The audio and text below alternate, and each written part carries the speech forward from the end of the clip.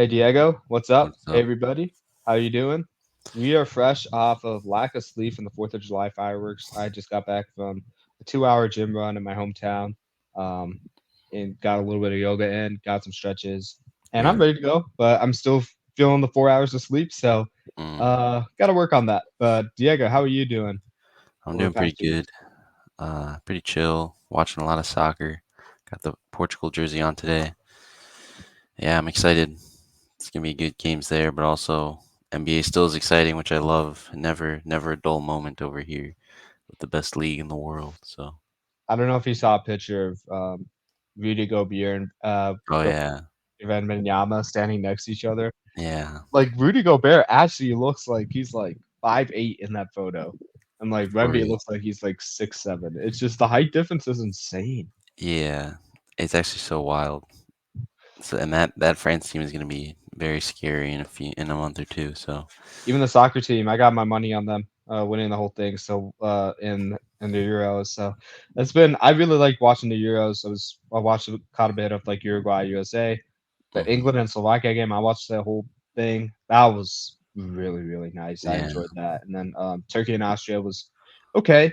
Okay, I could tell it was a lot different than other hmm soccer games, but pretty much it's been enjoyable to watch. I've been getting more into soccer recently too, so um, we call it soccer here, guys. But let's talk about the basketball, where we are a lot more comfortable talking. We're gonna discuss key free agent acquisitions and the draft, um, because it's been a while and a lot of moves happen, a lot of shifting around. hmm Um, let's start with your Mavs, Diego. There's been a couple changes. Um, the Mavs are finally free of Tim yes. Hardaway Jr. over here. So, Let's go. although you lose Derek Jones and I think Josh Green went elsewhere, hmm picked up a couple of days pieces. What did you think? Yeah, so what we got out, you just said Tim Hardaway Jr., Derek Jones Jr., and Josh Green. And in we get Quentin Grimes, Najee Marshall, Klay Thompson, and Tim Hardaway Jr. I kind of, in my brain, I was super happy we got rid of him because we're paying like 17 mil a year for a dude that is just actually gonna just chuck up shots whenever he has a chance. My roommate always like whenever we watch basketball, he's like chuck it up, and so I'm like, it's a Chris chuck it up offense, and that is Tim Hardaway Jr.'s offense, and I don't like it. So I'm glad he's gone. Gets to spend however long in purgatory in Detroit. I might watch him play sometime. I don't know. So that's gonna be interesting. Josh Green, kind of sad to lose Josh Green because I like him as an energy guy. He's a really good energy guy that can like just play like frenetic, chaotic defense. Uh, can hit some timely shots as well. That's one crazy thing. And Derrick Jones Jr. Yeah, probably the greatest minimum signing to ever happen in the history of the NBA ever. Uh, I'm gonna miss the lobs. There's that. I've seen so many clips. There's one clip from the Mavs against the Jazz that was like the NBA's most watched clip of like Luca diving for a steal, passing to Kyrie. Kyrie lobs it up for Derrick Jones, and he yams it down. That is something, and that's something I'm gonna miss a ton because he just literally goes airplane mode whenever he wants. So that's gonna be something missed. But you replace him with Najee Marshall at a lower price. I don't want to say it's the same type of player, but definitely a 3-and-D specialist, bigger guy, so might struggle guarding the perimeter, which I don't know how I feel about that because that's what Derrick Jones is like guarding Shea Gilgeous-Alexander, James Harden, and so that's something missed. But it's a good sign on a cheaper deal as well. And then Klay Thompson, I wasn't like too into him when all the hype was happening on Mavs Twitter, just because he's like gonna be 35 really soon. And like everyone's like, "Oh, we need offense because that's what happened in the finals." But like, my man is so old, like you just can't defend anyone. Now you have like three dudes that aren't really the greatest defenders. But we'll see what happens. I don't know. I don't know how that's gonna go. But he's a good 3-point shooter, so that's all that matters, I guess. And then Quentin Dude, Grimes, yeah. yeah. What are you gonna Um, no. You can go ahead and continue on Quentin Grimes. I'm just gonna say, on a quick note on Clay Thompson, I think the pressure on the bigs on defense say? Yeah. is gonna be too monumental unless they do something to build around the roster. Because Mhm. right now, all the pressure's on Washington, Gabbard, and Lively to hold Mhm. up their end of perimeter defense. Yeah. And like you could say, "Oh, but we're in an era where offense is all that matters." And that was kind of the whole thing once we got Kyrie. It's like, "Oh, we're gonna score 120 points. It just matters if like we get like it's more of like a chase to 120 points instead of actually playing defense. But then we got to the finals by playing defense. So I don't know. Unless Clay Thompson just becomes like he doesn't have to be a clamp god, but he just has to be like a reasonable defender. I don't know. I don't know if I want him starting, but he's also like expecting that, so we'll see. And then Quentin Grimes, who will help with that defense off the bench. I like him just because he's seeing the kind of dog he was in that 23 playoffs. He literally gets injured on a play and then keeps like guarding, playing defense. And you can see him limping around, but he's still playing D. Like he's an actual dog. So happy we got him. It's a good kind of trade with the Pistons there. So I'm kind of excited about that. So I'd give this like a B. It's a good off season for the Mavs. I'm only sad you lose Josh Green, Derrick Jones, but it is what it is. I think we do marginally improve a little bit, even though it's not in the way I would have liked, but it is an improvement. One team I really liked what they did. Um, they haven't solved all their issues, Yeah. but I really like what they did is OKC. Jeez, How yeah. could you not talk about like the Caruso hot signing, and Nasty. then just recently they got Isaiah Hartenstein. That was It's they're crazy. n- they understand how much potential the young guys have. So it's Mhm. not about like making this big splash to get like Paul George back in OKC or something like that. It's really just like finding the right complements. Yeah. And they did two things with those moves. They strengthened what already was a strength with their perimeter defense. Mhm. Nastiest perimeter defense you're probably going to come across. They're going to have like a Timberwolves like season, provided that Shea stays healthy and Yeah. Chet stays healthy. And then Hardenstein complements what Chet does well and what Jalen Williams can do well, Mhm. because you saw in the playoffs this short roll game was deadly. Yeah. Um, his rebounding in certain areas leave desire for improvement, but on the offensive side, he's fine. That's going to be a force they didn't necessarily have from that spot. Definitely. And I think it's going to be hard because he's not like a space to floor type shooter, but I don't think that matters now in this out of like in this NBA, especially the past 2 years. Mhm. Teams have figured out how to use their non-shooters in a spread Yeah. offense. So like, I don't think that's going to be as much a bigger deal than like people think. But OKC did not have that on their roster. They were similarly in like a Mavs situation before when the Mavs put all these mid-season trades. Mhm. So I would not be surprised if OKC still ends up with a number one seed next year, but Oh yeah. looks a lot better than they did last year in the second round of the playoffs. Mhm. Yeah, I definitely agree. You just you basically solve all the issues you had, and even well, the biggest issue rebounding. I think Hartenstein should start, just because you then put Chet in a more like advantageous position for him as a four, and then he has a better mismatch against whoever is guarding him. Compared to like in the playoffs, he had to guard Jonas Valanciunas. Now that wasn't a problem in the end; they swept the Pelicans, but I mean, I think it's just worth in the regular season to try that out just to see if that's a move. But just yeah, Sam Presti masterclass where he's just like, yeah, we need to finish our breakfast, see what's going on here. Gets rid of Josh Giddey, who just didn't fit at all, and then you just make two huge moves that just it doesn't even seem like they were difficult at all. They're just like, yeah, Josh Giddey, Alex Caruso, easy trade. Isaiah Hartenstein, yeah, I'll just come over here, no big deal. It just seemed so easy for them, and I'm like I don't want to say surprised, but I'm just like, wow, like these are some huge moves. And Sam Presti, like saying how this season will go, like he could easily win what is it? Executive of the year with something like that. Like that, He should honestly be executive of the decade. Like yeah. how many championship contending teams can you field in like a 10-year span? It's ridiculous how like quickly he's able to get this team up and running.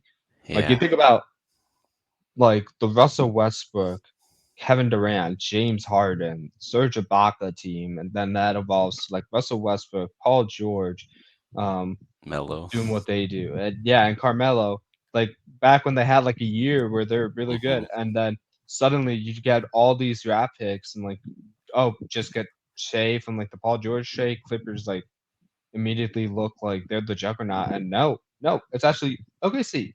OKC Yeah. number one seed last year, and then Jeez. Clippers couldn't even beat the Mavs with all the injuries that happened. So like, it's very impressive how quickly their rebuilding phase is. like Mhm. for each of these sagas. And um, I don't think this OKC team is going anywhere. They're like 7, 8 people deep. Casey Wallace is going to get better. All God, these young yeah. guys are going to get a year better. They're not going anywhere. They are not going anywhere. Um, Another team I wanted to bring up, and then I can leave the floor to you to bring up any other teams you'd like. Um, the Sixers. Like Yeah. obviously you had the Paul George signing, but like the Mhm. compliments around, like they it's looking like Buddy Hield is gonna go to the Warriors. I don't know if that's like finalized or not. Yeah. Um, but to go up and just pair that in with Gordon and then Drummond, get yourself like a backup to Embiid and then still maintain shooting. This is Mhm. gonna be huge for this team because um, you got Tyrese Maxey back with the 5-year extension. You got Joel Embiid. You have like a rebounding backup now for Embiid when he's out, and then you have Paul George. I think the dynamic between Paul George, um, Tyrese Maxey, and Joel Embiid. It took me a while to get used to saying that. Yeah. It's gonna be good because now, like, if you put Paul George in the corner and run Tyrese like Joel like pick and rolls, like Yeah. what are you gonna do? Are you gonna let Joel like be 1-on-1, or are you gonna send a guy from Paul George's side and then leave him open, or your shooting guard who Mhm. specializes in threes? Like if you don't want to leave like Paul George open, but like you put yourself in like a 5-on-4 situation just with that pick and roll, Yeah. and it makes a difference on offense and the defense.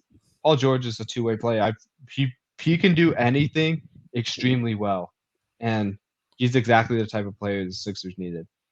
And I even like he even kind of slot into the four depending on who their three is. I mean, you have Tyrese playing point guard. Say like I'm just looking at who they've re-signed now. Like you can put Eric Gordon at the two, Oubre at the three, Paul George at the four, and Embiid. Like that's a really nice. Like your worst defender is who Eric Gordon, and sure you could easily guard the worst shooter with that guy, and then it's kind of I don't want to say it's clamps, but I mean Tyrese Maxey's quick. He's a willing defender. Embiid is Embiid, like he's And I huge. think they still got Tobias on the team too. No, Tobias. I think Tobias went to the Pistons. Did he? Yeah, Oh, okay. It's not thank God, updated because here. I'm just so done with Tobias Harris, man. Man's making like 50 million like over 2 years. He's made like $300 million over his career and has never made an All Star team. Like, just so confused. Like, I can't understand how that dude makes money. Like, I'm not saying he's a bad player, but he just never like, He's a great role player where like people expected a lot more out of him. yeah, That's what I feel like. people expected him to be like a scorer, and it's just, all right. So you got, yeah, you agreed to a 2 year deal. Let's see the It details. looked like it was a couple days ago. I completely missed that. NBA.com. Let me down, man. 2 year, $52 million deal. This man's making 26 million a year to just chuck up shots for the Pistons. Like, I don't know, man. I don't want to say it pissed me off, but it's just like my man is not worth 26 million They just dollars. want everybody who can chuck up shots. Don't you know that? Yeah, I don't know, man. I have no idea, but yeah. So good for the Sixers to get away from Tobias Harris. He wasn't doing anything for him, to be honest.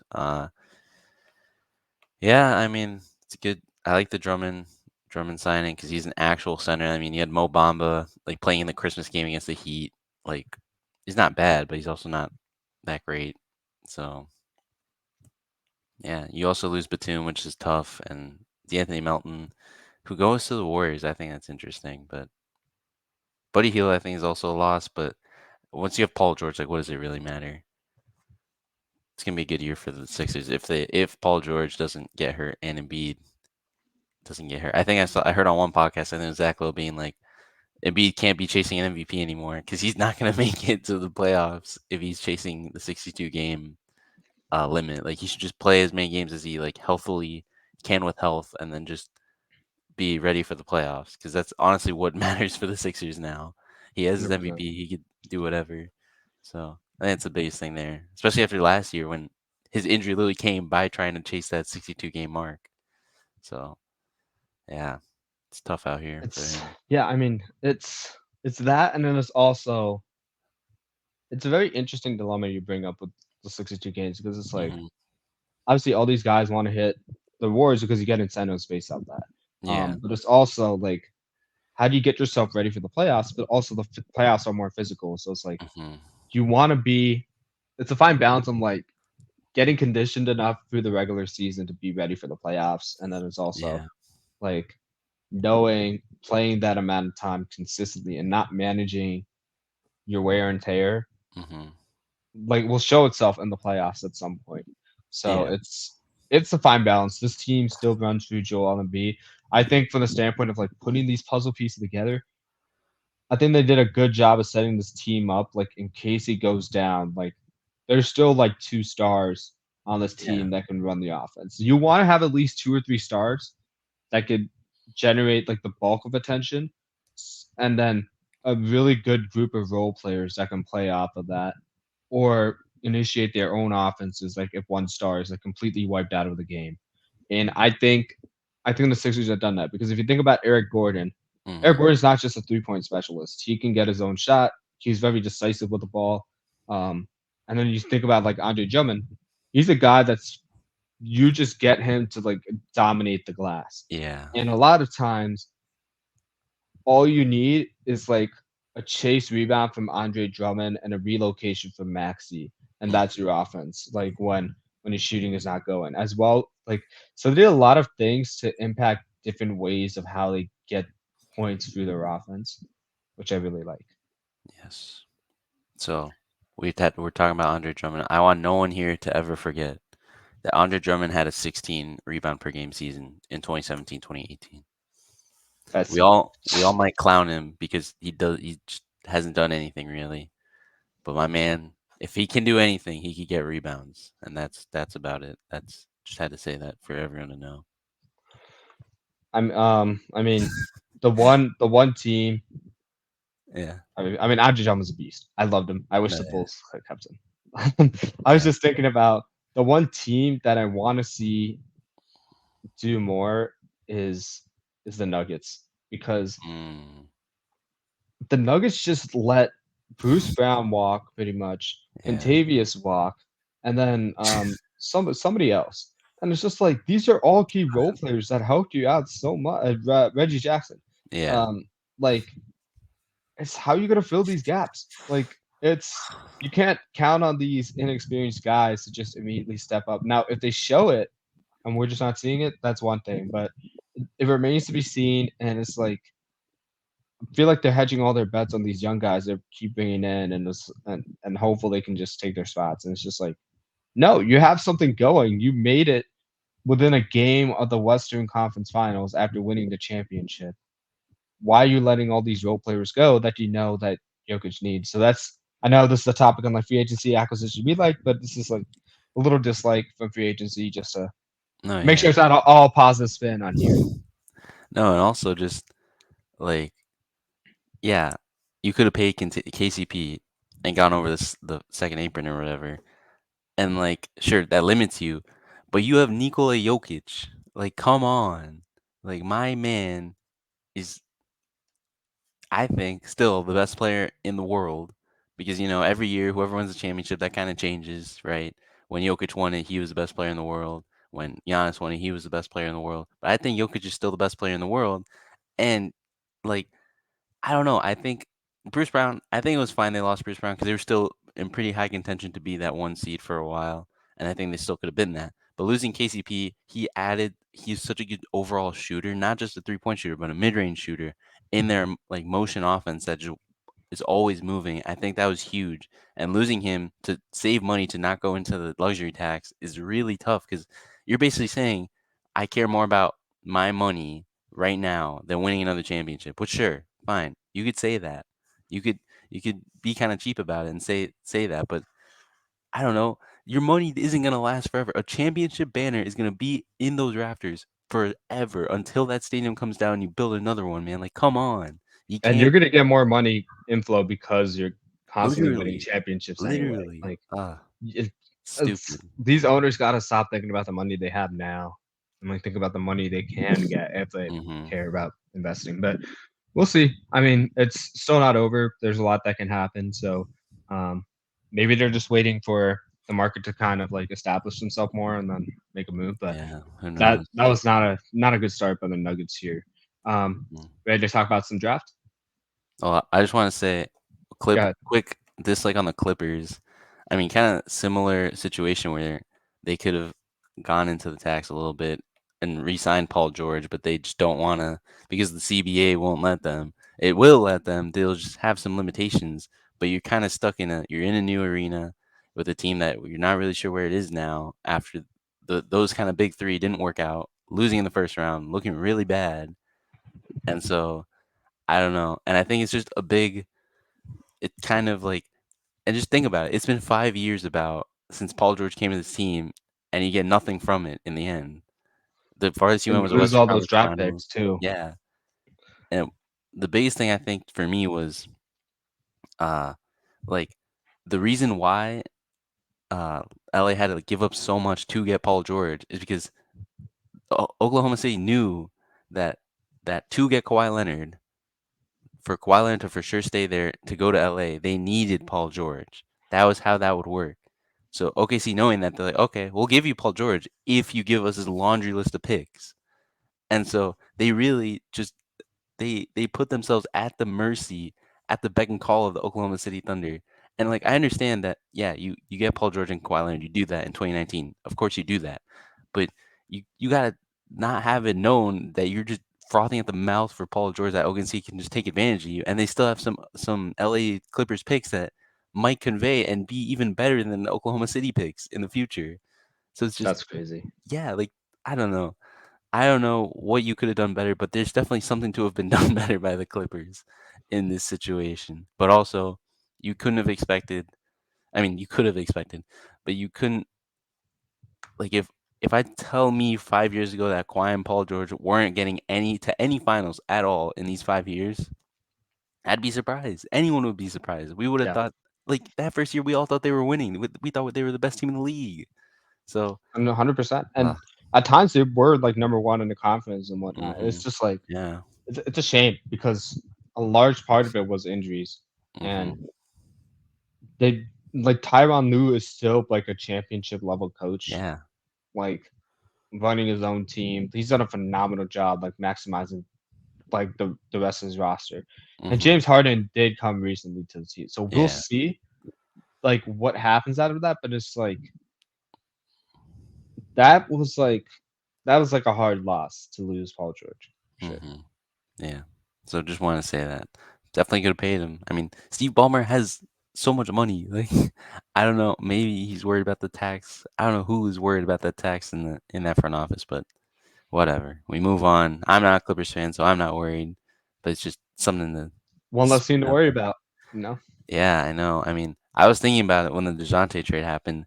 There, out of the 15 teams in the Western Conference, 14 of those teams are trying to make the playoffs. Like, that's crazy. In the East, it's like 10 max. It's so much so different. And you're trying to stuff all those teams into 8 spots.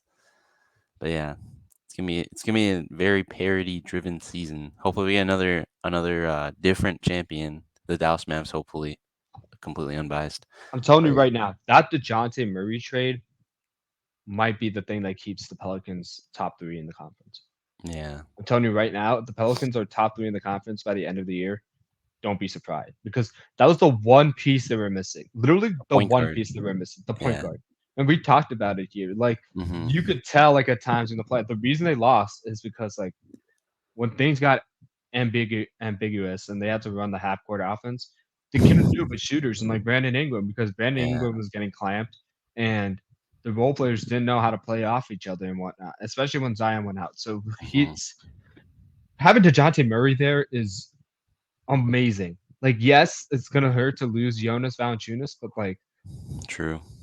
I mean, like the rest, like the bigger issue with this team was like they weren't able to get people involved. Like their best source of offense was Jonas Valanciunas posting up, and I love Valanciunas in that situation, like against OKC. Yeah. That's good. That's great, but it didn't change Didn't a do thing. anything. It didn't change a thing. So like, he's at least gonna slow down some guards and like get you people involved, and he could throw up 50 a night if he wanted to. Yeah. He's shown that before. I want to see Spurs Dejounte actually clamping up because that was awesome. And I'm sad we didn't see it in Atlanta. Kind of happy because I didn't want Atlanta to do that well. I don't like Trey Young. The Hawks are kind of schmid. So we'll see. But I respect Landry Fields though, just because he's I don't know. I think because I had him as a 2K my team card at one point, and he's kind of goaded. But aside from that, I think we're good now to go to the draft. Yeah, I mean, just one more thing on the Spurs. Like, I mean, sorry, not the We got Pelicans. Chris Paul. Oh, that's That was a good sign. That was a good signing, very but intriguing. I think it's gonna take some time with that team still. Oh, definitely. They've had a good draft, and we'll talk about their draft picks. But with the Pelicans, you're looking at Trey Murphy, Mm, Herbert Jones, and DeJounte on the yeah. defensive side. Like they're looking at OKC and saying, "Oh, you think you have length?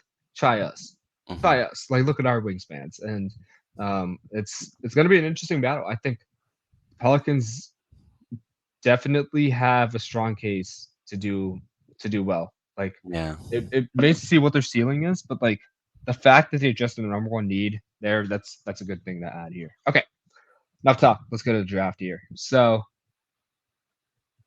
lot of great picks, a lot of surprising picks to me. Um, I'll start off here. I really liked the Reed Shepard pick that the Rockets had.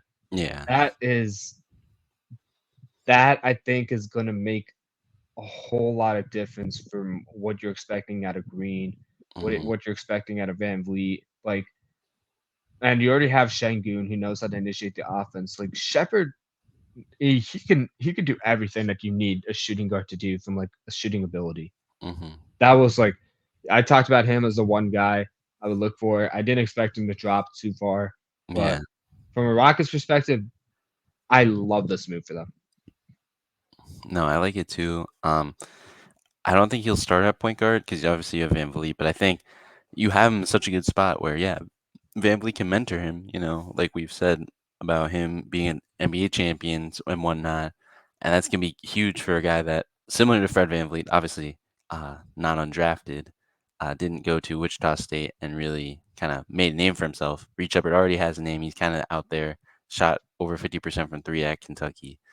But I think learning from a guy like that, another small point guard, I think it's gonna be huge for Reed Shepard, and he could be that point guard of the future for them. Now I don't know where this leads the Rockets in the future, but I think him as a point guard is very interesting because he's the kind of player that any team would want. Besides his height, a guy who can shoot threes, very intelligent, and can even play a little defense because of that IQ. So He's I really definitely good like at that jumping call. past some lanes. Hmm. Really like and I'm not projecting him to be from a point guard spot. Like I Yeah, haven't watched him much like operate like the Kentucky offense. Um, I just seen like highlights of him and like how he plays, and how he yeah, moves. And to me, that it screams elite shooting guard. It hmm, screams elite two-way shooting guard. And I think that along paired with like what you have with Green is gonna be really, really, really special. So Rockets are doing some stuff. We'll see how far they get up. But they were right up there. They were like trying to navigate the playing game. This is like a move this gives you a guy you have to pay attention to, and it's not yeah. just all going to be focused on Shingun. I know there's stuff about when Shingun went down, the Rockets kind of went on their little run and had people questioning like, "Oh, is Shengun really the guy here? Do they need Shengun?" I don't know. Like, obviously, you can get lightning in a bottle like that. I don't say easily, but that can happen, and you have to. The Rockets themselves have to say, "Oh, was this variance? Was this just I don't want to say luck, but was this just something of chance, or is this something real?" And decide from there. I don't think they should trade Shengun just because, again, you just had Nikola Jokic win a championship as the best player on a championship team, and if you have a chance to recreate that mold, I feel like you have to go for it. So it's interesting there. Yeah. Who's the guy you liked? Could be any part of the draft. Just wanted to see what Ooh. your opinions are. I've I have so many just looking at them right now. Well, first one obviously biased opinion. Terrence Shannon Jr. to the Timberwolves, straight dog. Can be good for them. Dalton Connect to the Lakers. I think that was interesting because he really dropped. I think they had him top 10. And one thing I like is he's number 4, so he's Connect 4 on the Lakers now. And the whole meme, it wasn't a meme, but it was actually a report that they drafted him, and then JJ Redick supposedly just like got to his whiteboard and was like drawing out plays immediately on how they would use Dalton Connect, which I don't know, just plays into that whole like JJ's like a some sort of like basketball IQ savant.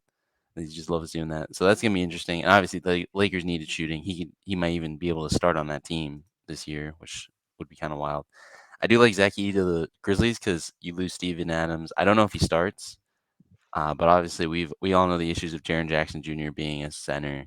That didn't work in FIBA. It didn't work in the NBA this year. So we'll see what they do. I mean, he's just humongous human being. On defense, he's gonna get hunted a bunch. But if he can move and if he can stay there on the defensive end as he gets hunted, I think he can really be a great player in this league. Because I mean, what are you gonna do against a dude that's 7'4", 7'5", who actually like Wemby's that tall, but even then, like he can get pushed around not a ton, but he can get pushed around. Zach Edey in the paint is just not gonna be scared of anyone. I And mean, he's a pretty good shot blocker too. Like yeah. he has pretty good impeccable timing. I look at it and I'm saying, okay, you have Ja, you have Jaren, Mm-hmm. and you got like Desmond Bain. You got like your athletic One. freaks like Yeah. that, and your 3-point specialist on top of that.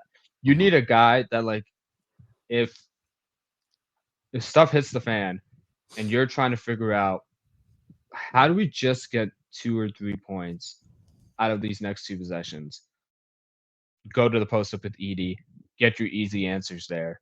Like, and I'm pretty sure he can catch lobs and dunk it. I didn't see it too Yeah. much in this game. Like it was more like he was getting like posted. It was a little bit of like an older offense than what you Mm-hmm. expect that he Yeah. was playing at Purdue. But I think you need that sometimes to like mix and match because there's so much just schematic changes going on right now. Mm-hmm. Um, like in the NBA, but like if you have the old fashioned post up and your physical nature, that takes a toll on like the bigs you're playing against and like the roll man. And it's like, um, I think this is a good situation that he landed into.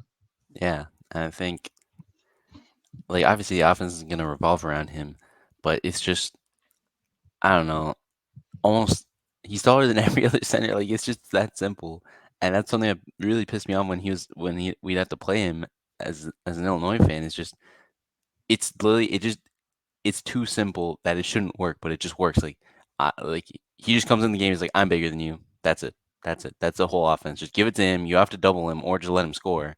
And a big thing is he's a pretty reasonable free throw shooter. I don't know the exact percent, but it's definitely 70 and above.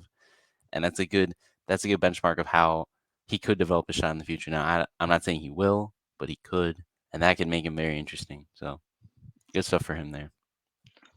One guy I was like, okay, it was like early in the second round, but like, Yeah. how does Kyle Filipowski drop all the Yeah. way to 32 to the Jazz? It's like from a roster perspective, that's like a little bit tricky because they're like you would pick him expecting him to start like on the front court, Mm-hmm. but I think behind Markkinen and then shoot, what's his name? Kessler. Kessler, yeah. Like behind those guys, I think it'd be good because like Kessler's just been through it, and Filipowski still has a lot of size he needs to add Mm-hmm. to complement what he has going on already. But like Yeah. that's a good environment he landed into. I'm just shocked he was at 32. I'm like, you Mm-hmm. telling me all these teams didn't want to invest in him, and Yeah. you didn't like the move?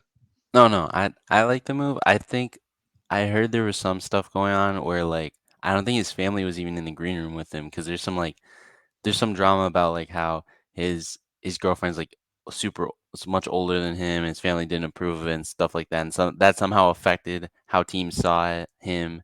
I was like that seems so like extrapolated to like have a dude drop into the second round for that.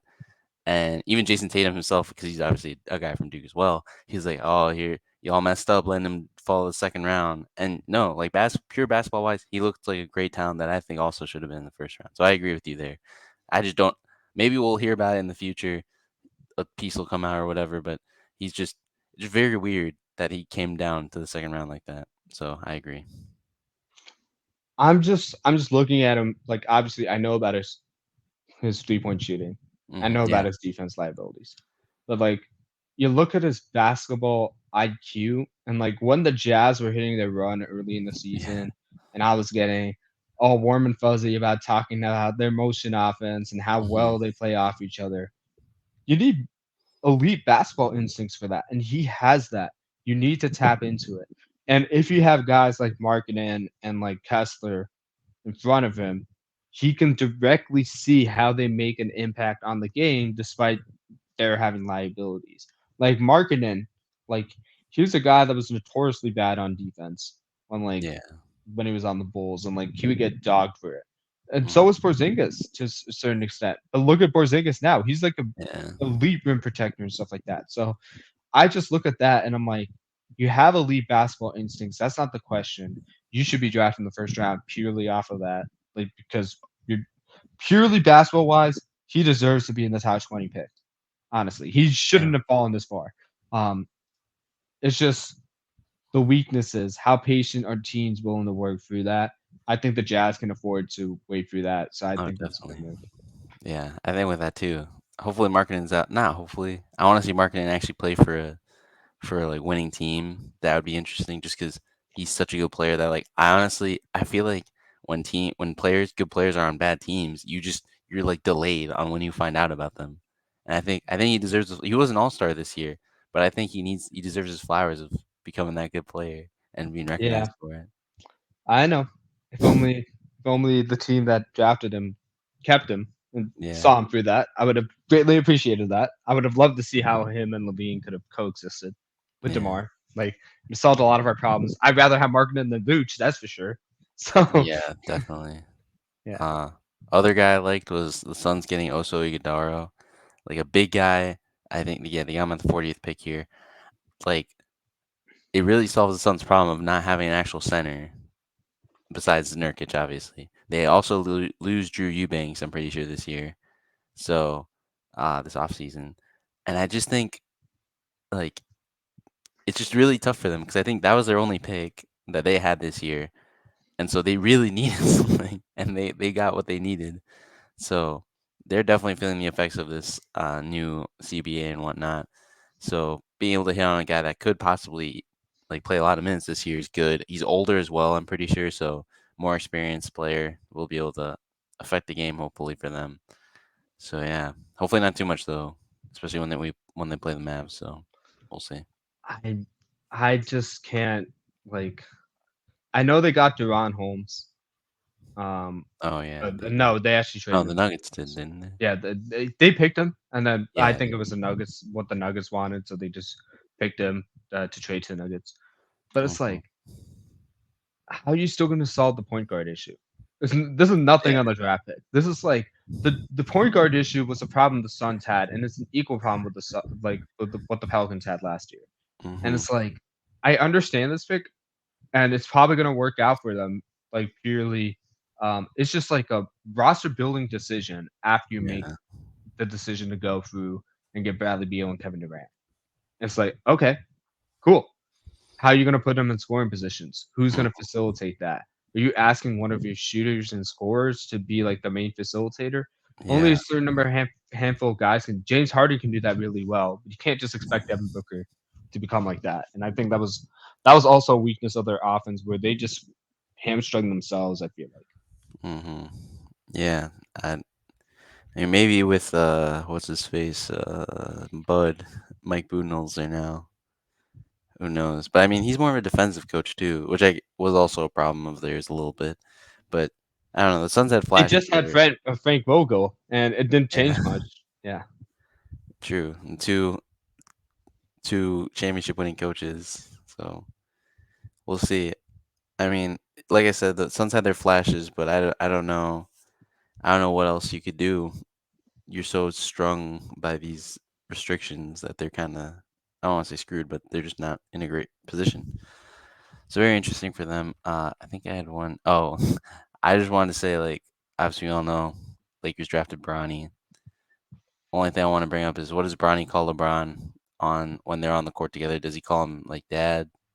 He's like, Dad, yo, I'm open. I'm open. Like, what does he say? Like, he's definitely not gonna call him Bron. Like, that's just kind of weird. Like, you don't want to call your dad by his first name. It's kind of weird. I don't know. Like, what? It's definitely. It's not like it's a stupid question, but it's also like a question that should be asked. So yeah, The important questions here. Very, very very important important. questions. Yeah, when you brought up Dalton Connect, like Hmm. honestly, he was my favorite move. So I was like steaming when you brought him up. But like, I think him and Bronny can do some damage, like from the wing spots. Like, I'm not saying Bronny and Dalton Connect are starting, and like, No, yeah, yeah, it's gonna be a learning period for Bronny, especially Dalton Connect. I could see a little bit because his game is a yeah, little bit more developed. Um, but with Bronny, it's how much can he absorb from the pro game, like watching his dad, watching the Mhm. guys around him, and can he play off of Anthony Davis when eventually like his dad retires? So, Yeah. very it was nice to see that. I don't think I've ever encountered a situation where like a father and son have been drafted to the same team. I don't know how often it's happened in the NBA. It might have been the first time, I but think yeah. that's Bronny is not a finished product by any means. Like the Oh. Lakers didn't get like a steal of the draft kind of situation. He could do a lot of things really Yeah. well, but there's some like I think there's some decision making things in his game he has to focus on, and that can only come from like playing with his dad and learning how much gravitas he has and AD he has, and how the role players play off of that, and really studying on how the role players react to that because that's what we're going to see a lot in the NBA. Defense are going to be heavily targeted towards the best player Mhm. and make you play with your left hand. How well can you react to that and come up with a counter strategy in a span of milliseconds? So like that's only going to come with experience for him. With Connect, it's different because Yeah. he has his special ability is shooting. He has a coach who used to be one of the best decision makers with the ball in his hands. I don't think I've ever seen JJ Redick take more than 5 dribbles Yeah. unless he's going to the basket. Even then, he probably takes 2 or 3 dribbles.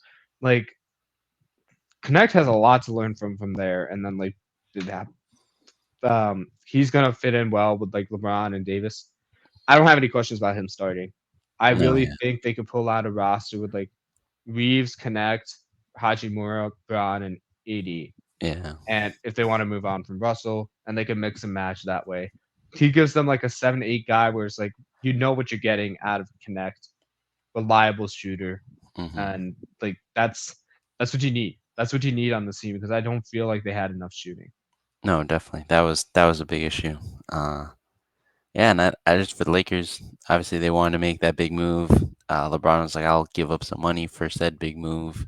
It doesn't happen, and like you get all the talk that like this is like a win-win for LeBron because either he gives up some money, they get the guy, nice. The Lakers could possibly get like into the playoffs, whatever. But then they don't make the move, and now he seems like the I'm LeBron. I was gonna be so kind and generous to give the Lakers some money to sign someone, but they didn't do it. Oh, the front office sucks. How could they give up this opportunity, squandered chance? So I don't know. It's an interesting LeBron move where it's like he was gonna be fine either way, but now the Lakers kind of get put on the hot seat where yeah, do you trade D'Angelo Russell for someone? And even if then who? There's all the talk where maybe DeMar DeRozan gets signed, but does he really fit in with his team where he's someone who likes to have the ball, likes to hit mid-range shots, stuff like that? I don't It'd be a know. very Sun situation if that happened. If Yeah. DeRozan was on that team, so it's just like, huh? Yeah. And then Reeves is your point guard, which I mean, valid-ish. Not too mad. So yeah. Other thing for Bronny is I saw reports he's probably gonna play a lot of time on the G League team, South Bay Lakers, which I think is good. Give him more time to develop, especially against better talent than he saw at USC and more minutes than he saw at USC because Isaiah Collier was kind of over him in the depth chart there. So yeah, we'll see. And excited to see that first game, father son. I feel like he has to. He's not gonna start, but he's definitely gonna. Before he gets in the G League, he might play that first game just so like Braun can be like, "Yeah, I played with my son." I don't know. Yeah, I Yeah. mean that's an awesome feel good story right there. Um, I think one thing before like we start to wrap up this draft picks, unless you got more options, is oh, okay, cool. Um, I want to talk about Buzelis to the Bulls Yeah. because obviously being a Bulls stan, like I have no idea what's happening this offseason. I don't know what direction they're headed to. I'm just hearing Levine's getting shopped, Hmm. DeRozan's looking at different teams. Like it's just I the moves confuddle me because it's like they're letting go of the wrong pieces or about to let go of the wrong pieces, Yeah. and they're doing like a rebuild, but A real rebuild. it's not like a complete teardown, which is Yeah. it hasn't happened yet, and it might happen later. We'll find out, I guess today, maybe the next couple weeks. But the Bazelis pick was, I was like, huh? Because I really want to connect on this team. Um, Mm. I thought he could add some things like based on where they were headed. But the more I look into it, I don't think I've seen a 6'9" wing like that play from the 3 spot, and it's like, "Oh, okay, alright." I'm starting to like this pick a lot. Again, he's Mhm. another guy that probably needs to work on his shot a lot more, like, I understand that the team he's on wasn't necessarily the greatest, so, like, Yeah. that could be part of a reason, but, like, his his instincts, his, like, decisiveness to get the ball to the basket, like, read and react, that's stuff you're gonna need because you saw what happened when Kobe White just started being a lot more aggressive. Had Yeah. a nice, awesome breakout season, and the Bulls need a guy like that. They need a guy with size. Like, when they were rolling out these lineups, like, Caruso, like, Kobe White, and then, like, Levine, and then DeRozan was kind of like your 4. Yeah. Like, it was good, but you're asking a lot of DeRozan, and you're asking out of your guards. Like, you didn't have much size to deal with some of the guys that they were going against. So, Hmm. I really like this draft pick. It remains to be seen if you can get the jumper going, but if you can, outside from the corner 3 spots, I really like it a lot. Yeah. Also, hometown kid. He's not. There's a lot of my like college friends that are actually from Chicago like to remind me like I'm from Naperville and it's not Chicago. So Modest Buzelis isn't technically from the city of Chicago. He's from the Chicagoland area, so kind of his hometown team. So that's what something that's gonna be good to see for you guys. So yeah, I just had to bring that up. But good for him. Hometown guy, kind of, so sort of. Yeah, I mean, it's a feel good story. Like, every kid dreams about playing for the Bulls, like, growing Yeah. up here, and it's like, now he gets that opportunity, so we'll see if he can make the most of it. I'm hoping to see a lot because they did resign Patrick Williams, so I think they're doing the youth movement, You have to. and trying to get athleticism and, like, willing passers to get, like, spread out offense, but, um, we'll see because, like, if he and Williams can end up being the future of this team, I really like it a lot, and they can grow and develop. I really like it a lot because not because of what they are right now, what they can be, and I think at those sizes and the way they play, Hmm. there's a high ceiling there. I think it's worth trying to check that out. No, definitely. I like it as well. If Patrick Williams becomes that Kawhi Leonard guy who's kind of sold as coming into the NBA, it could be interesting. And then my last pick I want to talk about was 76ers drafting Jared McCain. Very good pickup for them, more shooting, like we said. And I don't know, I love all the memes that come out of it. It's like, oh, who was it? It was like one of the players. Maybe it was a coach or something, or maybe it was Tyrese Maxey. It's like, guys, we're down with 30 seconds left. Let's do something. And it's like Embiid. Oh no, my knee doesn't work anymore. PG is like, so what was your welcome to the NBA moment? And then Jerry McCain, it's just like the words are just some like TikTok dance. Like, it's so funny because like it's obviously not gonna be like that, but it's just funny to think that that's how it might be. So definitely fun pick up there, and obviously good player. Good Duke guy from Duke can shoot. So He almost never turned the ball over. yeah. I Like, mean, he if had a there's one huge thing you gotta 3-point do as game, a player, like, don't turn the ball over. Please mhm, don't. especially as a shooter. All you have to do is just catch it and shoot, and that's what he But does pretty well. I feel like he could play both spots though. I don't I wanna categorize him as just a shooter. I feel like he Okay. can do, like, a combination of things. So, like, when you're thinking about him potentially in this offense, like, his ceiling is, like, operating as a point guard at this team, letting Maxey be the off-ball guy you gotta worry about chasing because he's Hmm. so fast, and then you Yeah. got Paul George and Joel Embiid, and then, like, whoever you want at the 3, maybe it's Nick Batum now. No, he's gone. No, he's gone. But, like, some Gordon, Tobias Harris, like, he's also I'm gone. oh, yeah, we talked Gordon, about that. Gordon, Dang, Gordon. dang, there's so many changes that are happening. I'm Yeah. still getting used to it.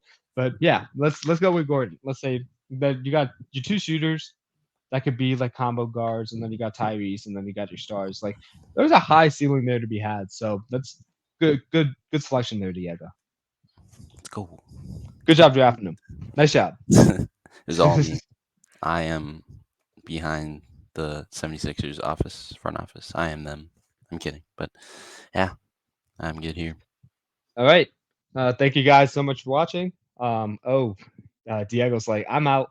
I am out. But all good here, guys. You can go ahead and follow us on our Instagram channel at amon.a.mission. Um, yeah, we will update you guys with. He is Sorry. back. I pressed close tab on the wrong tab and left this whole tab. So that's why I left. We're back though. Sorry. Yeah, Yeah, Diego and I are gonna have to have a long talk, but just Performance kidding. review going downhill. Yeah, no, not like that, not like that, guys.